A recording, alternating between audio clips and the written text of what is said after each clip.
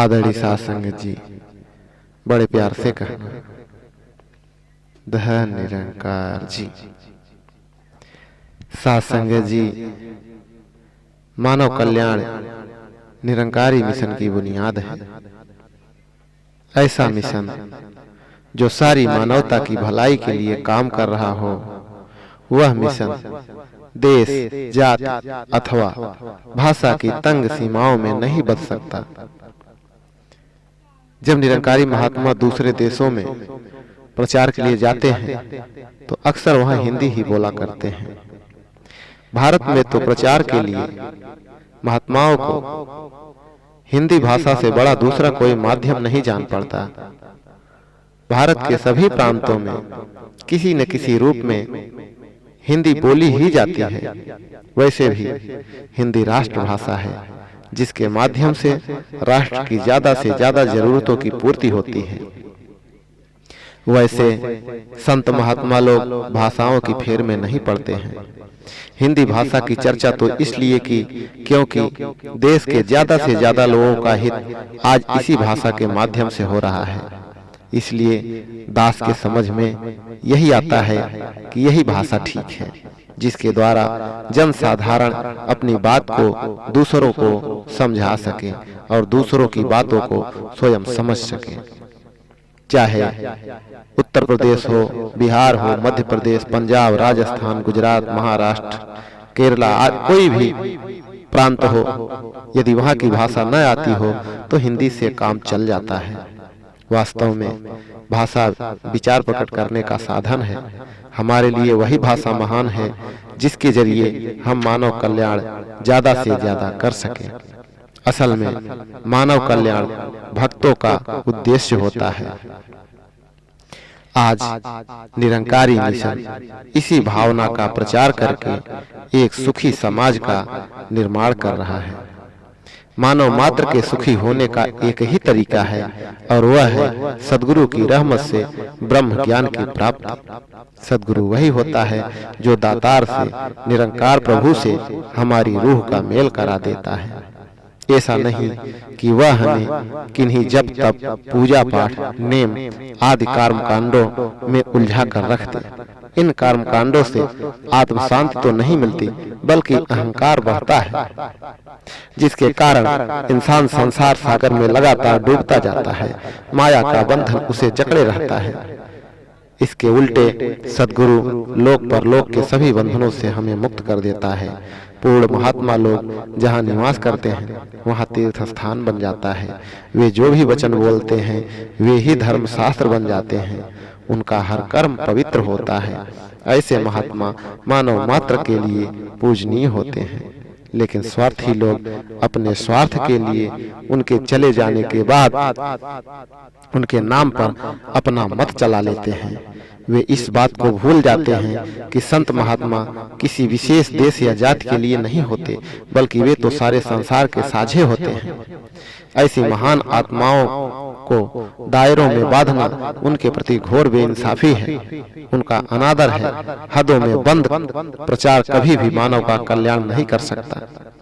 साध संगत जी, सद्गुरु मिलने के बाद गुरसिख को सहज अवस्था प्राप्त हो जाती है। वह दिखावे के कर्मकांडों में नहीं फंसता, क्योंकि वह इस बात को भली प्रकार समझ जाता है कि मन मर्जी से किया हुआ कोई भी कर्म सिवाय अहंकार के कुछ भी नहीं देता। भक्त को सबके कल्याण के साथ जुड़ा हुआ होता है।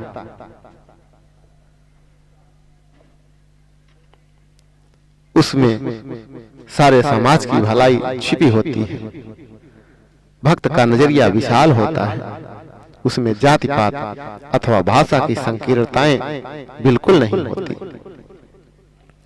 ऐसा नजरिया सेवा, सुमिरन, सत्संग में निष्काम भाव से शरीक होने पर खुद ब खुद ही पनपता है।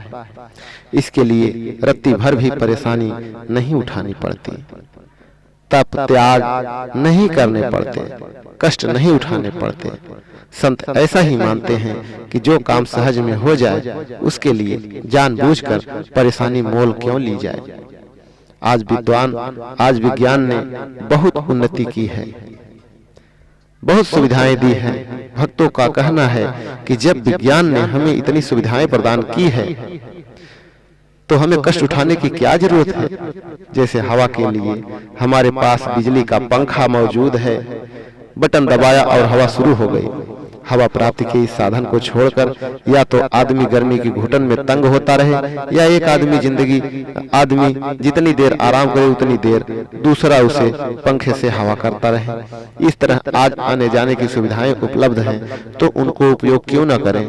भक्त कहते हैं कि कोई भी व्यक्ति जो अपने समय की चीजों व साधनों का अच्छी तरह लाभ नहीं उठाता, वह पिछड़ा रह जाता है। इसमें भक्ति की कोई बात नहीं है कि सब साधनों के होते हुए भी पैदल मार्च करें। इतने वक्त में उससे कोई और महान कर्म हो सकता है जिससे समाज तथा संसार का ज्यादा से ज्यादा भला हो सके। संतों की इस सोच का यह मतलब बिल्कुल नहीं है कि संत आलसी या आराम परस्त है, बल्कि इसका मतलब समय की उन सुविधाओं के अनुसार काम करना है जिसके लिए सारी मानवता का ज्यादा से ज्यादा उपकार हो सके। एक सच्चे भक्त की जिंदगी का मकसद है कि वह निजी स्वार्थों से ऊपर उठकर त्याग और परोपकार की भावना से जिए और दूसरों को जीने का ऐसा ढंग बताए। भक्तों के मन वचन कर्म में स्वाभाविकता और सहजता आ जाती है। वह मुश्किल से मुश्किल काम जिसमें विश्व कल्याण हो, भक्त को आसान ही नजर आया करता है। आज दुनिया में मुश्किल से मुश्किल काम तो किए जाते हैं, लेकिन मनुष्य के कल्याण की परवाह न करके केवल अपने अहंकार की तृप्ति के लिए इसका कोई लाभ नहीं होता है। भक्तों का जीवन तो सबके भले को ध्यान में रखकर जीने वाला होता है। उनको राम नाम का ही आधार होता है। निरंकार दातार की कृपा से सारी माया उनकी दासी बन जाती है। जिस प्रकार दर दर भीख मांगने वाली स्त्री को यदि कोई राजा अपना ले तो उसकी सारी परेशानी, उसकी सारी गरीबी पल भर में दूर हो जाती है। थोड़ी ही देर में उसके पास हर प्रकार की चीजों का ढेर लग जाता है। उसके इशारे पर बड़े बड़े लोग काम करने लग जाते हैं। हाथी, घोड़े, सेना आदि की वह मालकिन बन जाती है। इसी प्रकार जब सद्गुरु की कृपा हो जाती है, जिसे दातार अपना लेता है, उसे दुनिया की किसी भी चीज की कमी नहीं रह जाती। माया उसके इशारे पर नाचती है। दर दर भटकने वाला जिसे कोई भी नहीं पूछता हो, वह सद्गुरु द्वारा अपनाए जाने पर पूजा के काबिल बन जाता है। विशाल निरंकार के साथ मिलकर वह भी विशाल हृदय बन जाता है। बड़े प्यार से कहना, धन निरंकार जी।